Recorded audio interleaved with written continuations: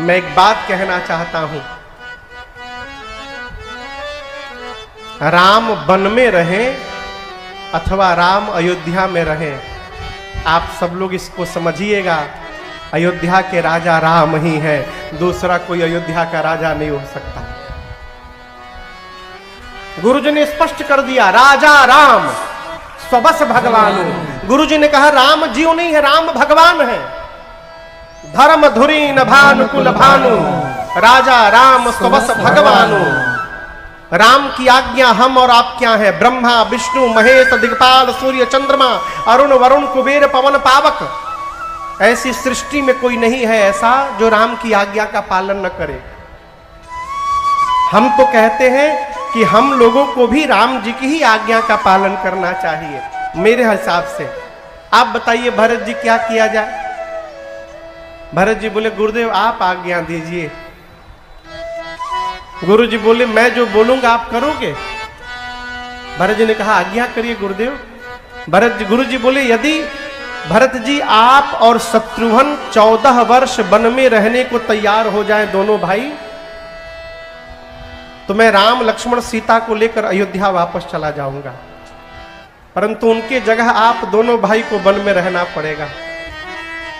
भरत जी बैठे थे, जब गुरु जी ने बात कही ना, भरत जी खड़े होकर नाचने लगे। सरकार नाचने लगे, कहे गुरुदेव मैं एक बात कहना चाहता हूं, आप कहें कि मैं 14 वर्ष के लिए वन में रहूंगा तो आप भैया को लेकर वापस चले जाएंगे, यही कहने गुरु जी। मैं कहना चाहता हूं मैं 14 वर्ष के लिए वन में नहीं रहूंगा गुरु जी, मैं जीवन भर के लिए वन में रहने को तैयार हूं।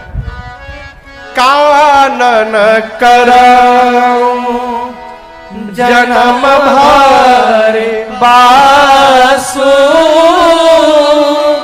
एही ते अधिक नमोर सुपासु।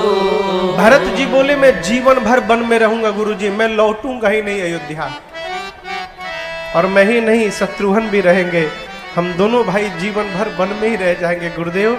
मैं अभी वन में और भीतर चला जाता हूं, आप मेरे भैया को लेकर वापस चले जाइए। गुरु जी की मति हेरा गई। कल्पना भी नहीं कर सकते थे कि एक भाई अपने भाई के लिए जीवन भर वन में रहने को तैयार हो जाएगा।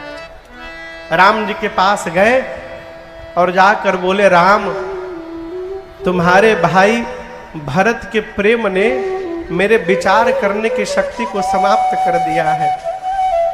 हम तो कहते हैं राम जो भरत जी कह रहे हैं वही कर लिया जाए। राम जी बोले ठीक है गुरु जी, ठीक है, जो भरत जी कहेंगे वही हम करेंगे।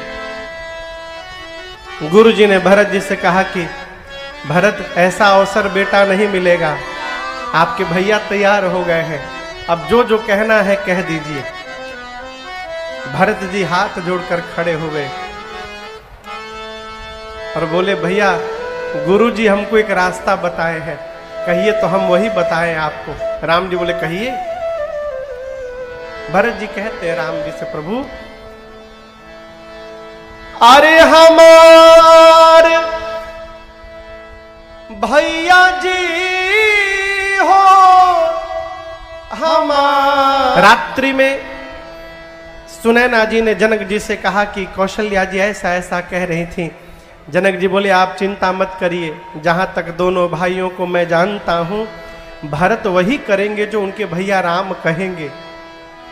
अगला दिन हुआ, गुरुदेव भगवान राम से कहते राम निर्णय लीजिए। राम जी गुरु जी से कहते हैं, गुरुदेव भगवान जनक जी से कहते हैं, जनक जी भरत जी से कहते हैं, सब एक दूसरे के सिर पर टालते हैं, निर्णय कोई नहीं लेता।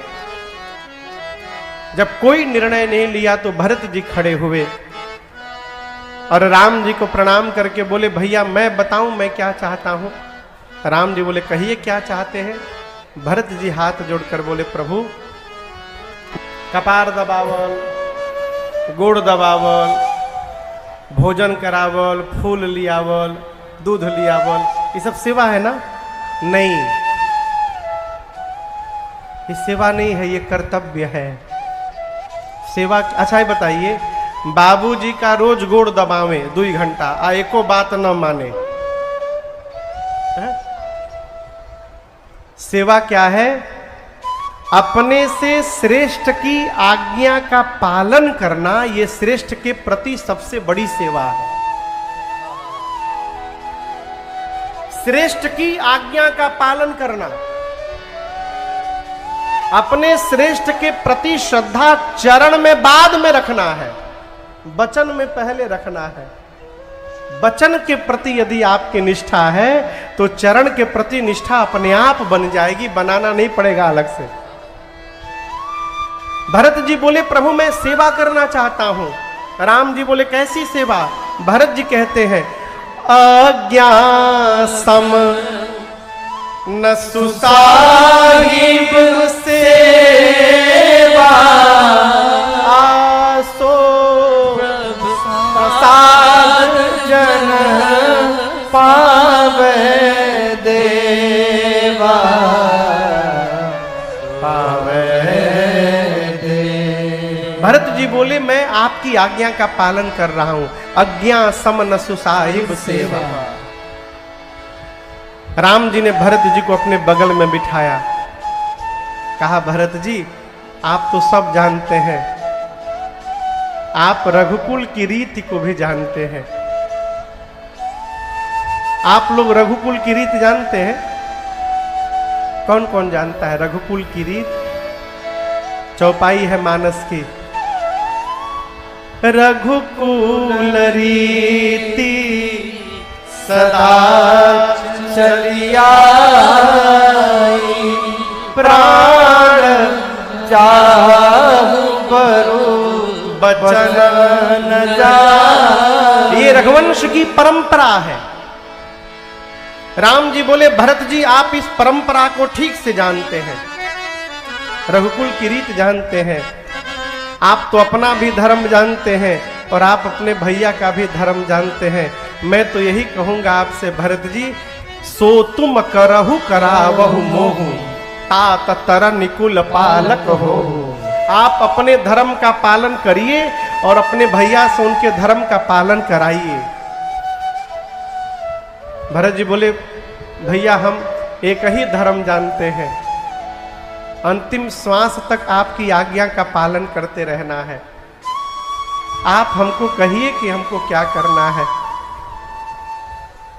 राम जी समझ गए कि अब मुझे ही कहना पड़ेगा, तो राम जी ने कहा ठीक है भरत जी मैं कह देता हूं आपको। चलिए आज हम और आप दोनों भाई मिल करके आज अपने घर में ना बंटवारा कर लेते हैं। क्या कर लेते हैं? बंटवारा शब्द सुनते भरत जी कहां पर गए? बोले भैया संपत्ति छोड़कर आप चले आए, उसी संपत्ति को ठुकरा कर मैं भी यहां पर आया हूं और आप मुझे बंटवारा करने की बात कहते संपत्ति। राम जी बोले भाई बांटेंगे लेकिन संपत्ति नहीं बांटेंगे। आज हम दोनों भाई मिलकर अपने घर की विपत्ति बांटेंगे, हम लोग विपत्ति में बंटवारा करेंगे। संपत्ति बांटने वाले बहुत लोग मिलेंगे, विपत्ति कौन बांटेगा हो? एक कथा कहती है यदि बंटवारा करना ही है तो संपत्ति में बंटवारा न करिए, बांटना है तो अपने भाई की विपत्ति में बंटवारा कर लिए, यही सबसे अधिक पाथेय होगा। छोट छोट स्वार्थ के लिए लोग अलग हो जाते हैं, छोटे छोटे स्वार्थ में, छोटे छोटे स्वार्थ में।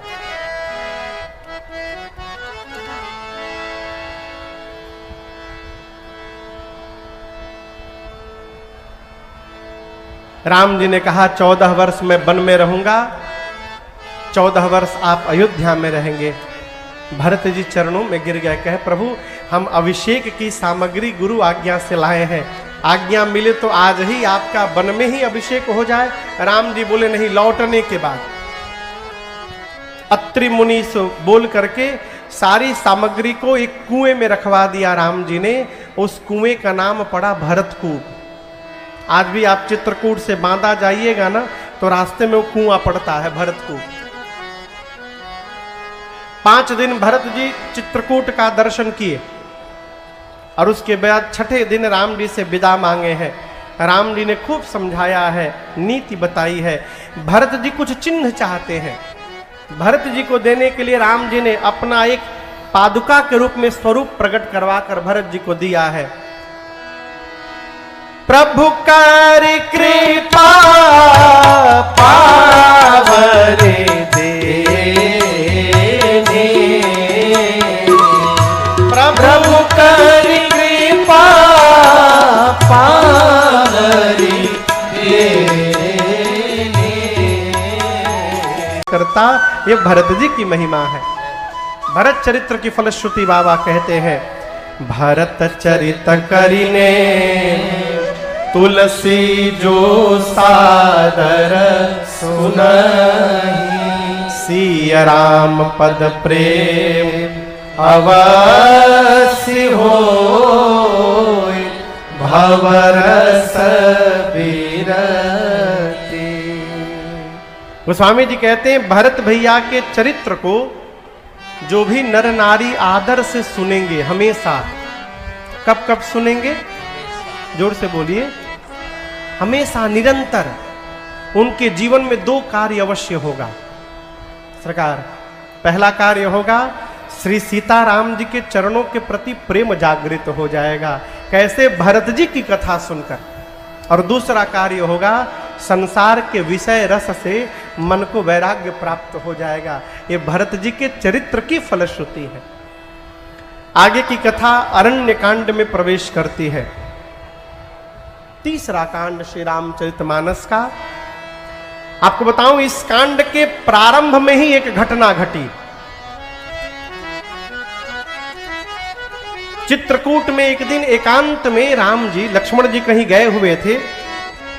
राम जी पुष्प को उतारे और फूलों से प्रभु ने मेरी मां के लिए आभूषण बनाया। क्या बनाया? यहां जो लगाते हैं सिर पर, क्या, गजरा, गजरा बनाया। यहां क्या लगाते हैं? मांग टीका बनाया। कान के लिए कर्ण फूल बनाया, गले के लिए हार बनाई, हाथ के लिए कंगन बाजूबंद बनाया, कमर के लिए करधनी बनाई, पांव के लिए पायल बनाया। किससे? फूल से। और राम जी अपने हाथ से सीतहि पहिराए प्रभु सादर, अपने हाथ से प्रभु मेरी मां का श्रृंगार करते हैं और इस फटिक शिला पर दोनों विराजमान होते हैं, बैठते हैं। राम जी की इस लीला को पूरा देव समाज देख रहा था आकाश से। और उस भीड़ में देवताओं के राजा इंद्र का एक बेटा है, नाम मालूम बर वो सबके ओके, क्या नाम है? जयंत। भाई केहू के होई तो खिसियाई मत। इंद्र का बेटा है, उसका नाम है जयंत। वो भी खड़ा था। सब लोग इस दृश्य को देखकर आनंदित होते हैं। जयंत सोचा ये भगवान है? नहीं नहीं नहीं, भगवान नहीं हो सकते। कहें कहीं भगवानों पत्नी सजाते हैं? नहीं नहीं, भगवान नहीं होंगे। मैं पता करूंगा ये कौन है, इनके भुजाओं में कितना बल है, आज मैं पता करता हूं। जयंत कौवा बन के नीचे चला आया। क्या बन के? कौवा बुझाता ना? कौवा बन के नीचे आया, माया का चेहरा बना करके। अब दर्शन करिए, वो किसके आगे माया का चेहरा बनाया है? तो सीता जी स्वयं माया है, राम जी माया के पति हैं। तो ना सीता जी के आगे किसी की माया चलती है और ना राम जी के आगे किसी की माया चलती है। राम जी मां को सजाकर मां को देख रहे हैं, मां सीधे जयंत को देख रही हैं। जयंत सोच रहा है मैं नकली चेहरा लगाकर कौवा बन गया हूं, मुझे कोई पहचान नहीं रहा है। और सीता मैया सोच रही हैं कि इंद्र का बेटवा जयंत आज कौवा बन के काहे घूम रहा है? मां को तो जयंत दिख रहा है। अभी मां सोच ही रही थी, तब तक मूर्ख आया। सीता चरण चोच हति भागा, मूढ़ मंदमती कारण कागा। मां सोच ही रही थी तब तक मूर्ख आया और चोंच से सीता मैया के पांव में मार दिया। कहां मार दिया? पांव में। सीता चरण चोंच हत्ती भागा। लेकिन आप दर्शन करिए, सीता मैया ने राम जी से बताया नहीं कि प्रभु जयंत ने मुझे मार दिया। सरकार मां बताई नहीं, राम जी को स्वयं पता चला। कैसे पता चला? रक्त की धारा जब राम जी के शरीर को स्पर्श करता है रक्त, तब राम जी जाने। चला रुधिर रघुनायक जाने। मां नहीं बोली। ये प्रसंग के कारण मैं आपसे निवेदन करूं, इस पूरी सृष्टि में चोट खाने के बाद भी यदि क्षमा करने की शक्ति किसी के भीतर है तो वो केवल और केवल मां के भीतर है। मां के अलावा कोई क्षमा नहीं कर सकता। सीता मैया सोची यदि बता दूंगी तो प्रभु इसका प्राण ले लेंगे। क्या जी?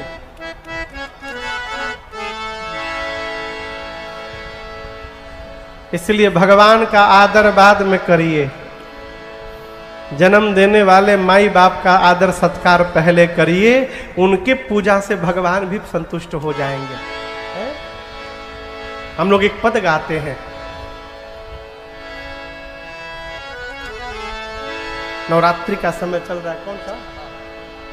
यही गाया जा। चलिए। अगर मान ममता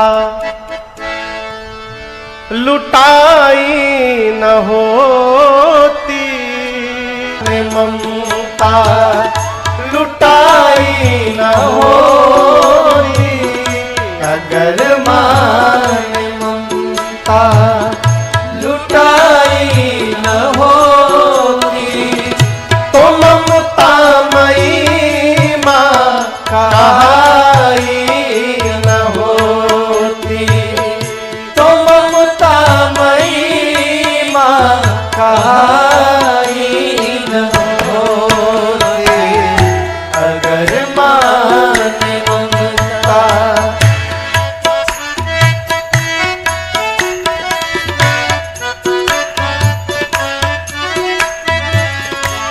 द्वारे पे आए हमको निहारो,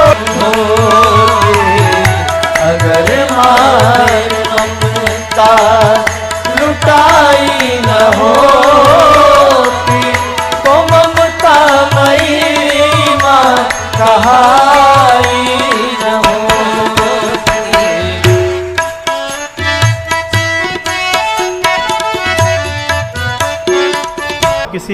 किसी ने लिखा है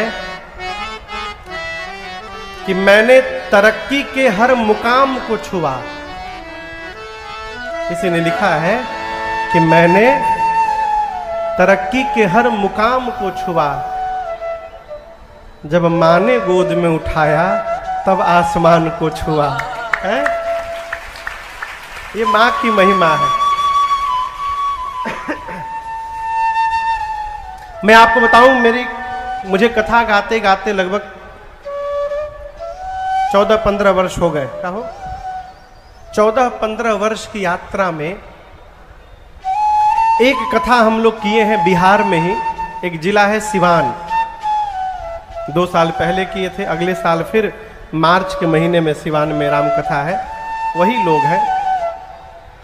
लेकिन उस कथा की विशेषता ये थी, सिवान की जो कथा थी, कि सिवान जिले के जितने बड़े डॉक्टर थे, डॉक्टर, कोई आंख का डॉक्टर, कोई हार्ट का डॉक्टर, कोई हड्डी का डॉक्टर, कोई चमड़े का डॉक्टर, कोई बच्चे के डॉक्टर, सिवान जिले के जितने बड़े बड़े प्रोमिनेंट डॉक्टर थे, उस कथा को उन सभी डॉक्टरों ने मिलकर आयोजित किया था।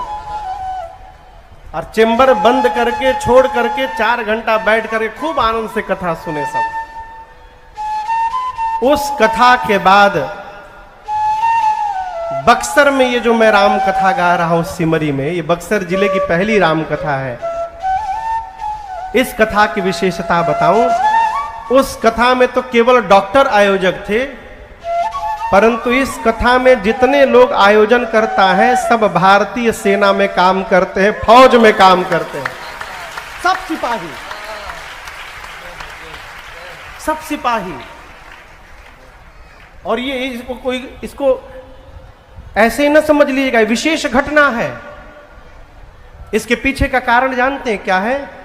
जिस मां की छत्र छाया में हम और आप बैठकर कथा सुन रहे हैं, मां काल रात्रि, ये इनकी महिमा का परिणाम है। हम एक भैया से पूछे कि भैया इस गांव में इतने फौजी कहां से हो गए, एक ही गांव में? बोले महाराज ये सब माई की महिमा है।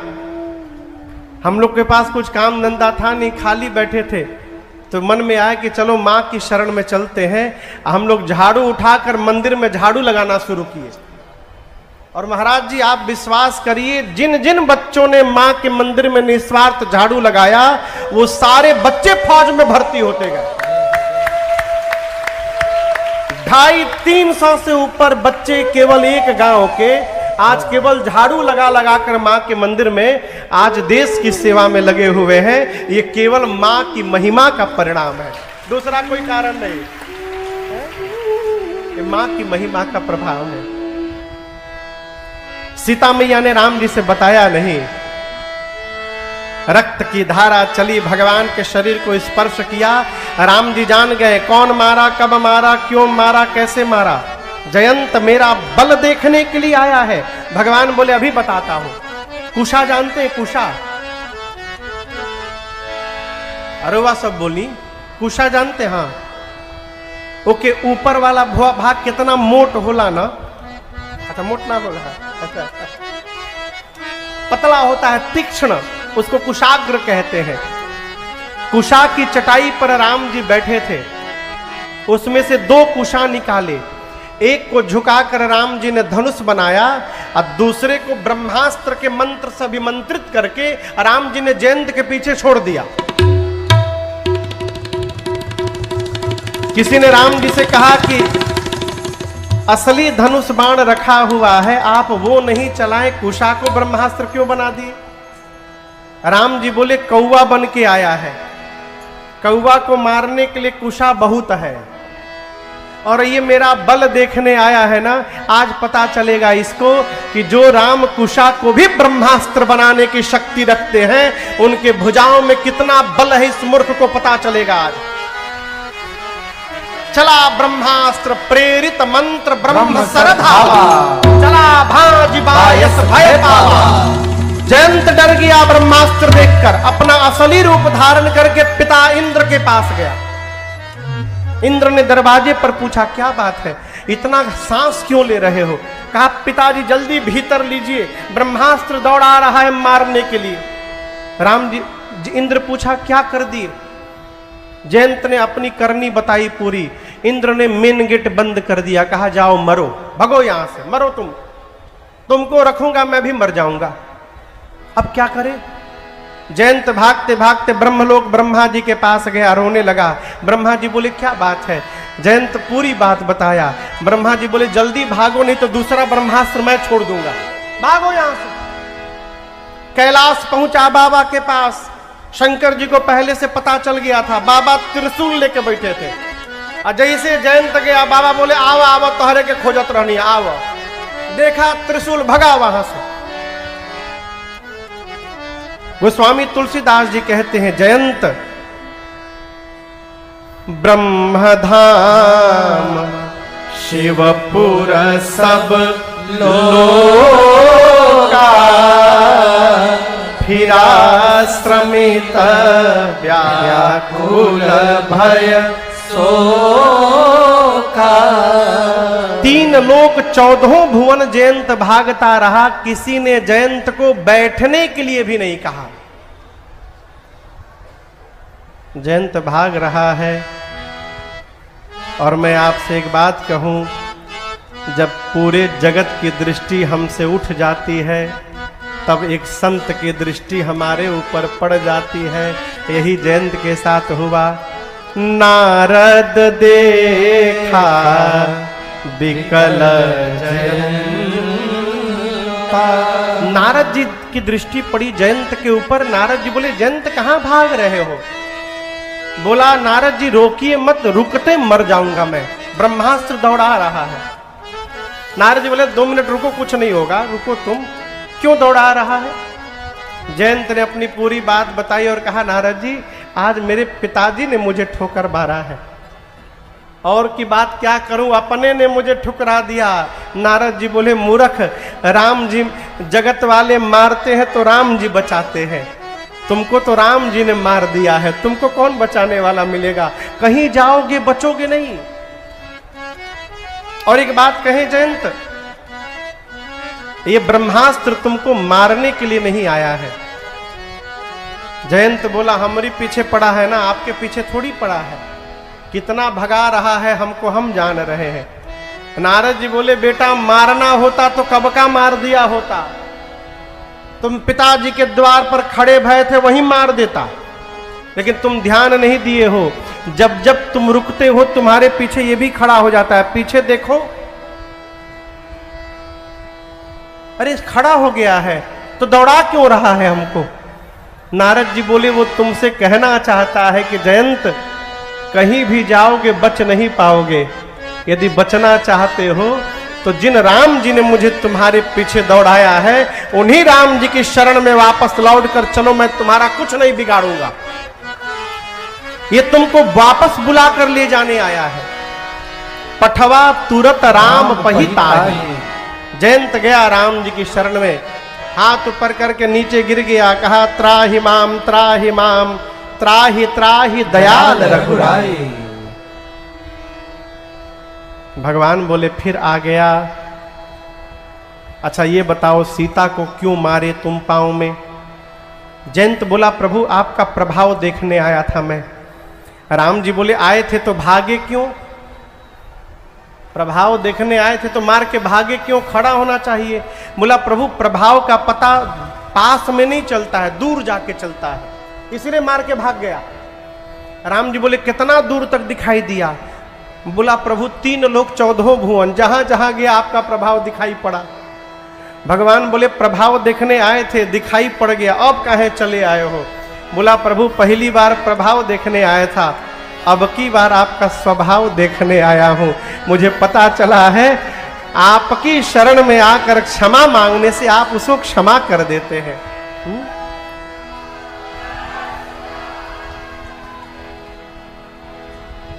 अगर नाथ दे